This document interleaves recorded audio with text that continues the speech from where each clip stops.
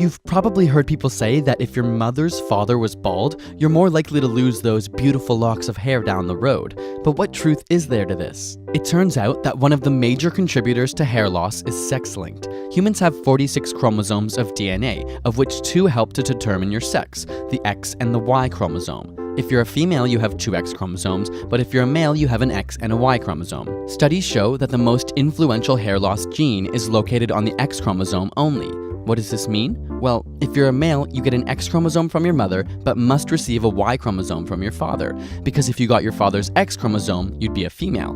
So if one of your mother's X chromosomes has this hair loss gene, you have a 50-50 chance of getting it from her.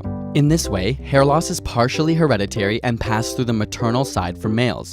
Females, on the other hand, must get 2 copies of this gene, one on each X chromosome, in order to physically express it. So if your mother does express these traits, it means she will be passing an affected X chromosome to you.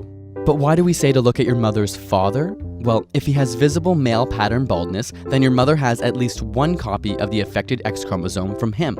Because in order to have a daughter, he must have passed on his X chromosome, not his Y.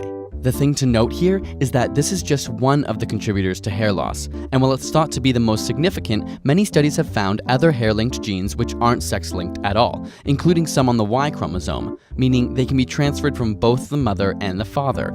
On top of this, some studies have shown correlations between age, exercise, nutrition, and even stress levels. So while a quick check of your mom's dad's hair may be an indicator for future hair loss, a head full of hair on grandpa's head doesn't guarantee you're in the clear. Got a burning question you want answered?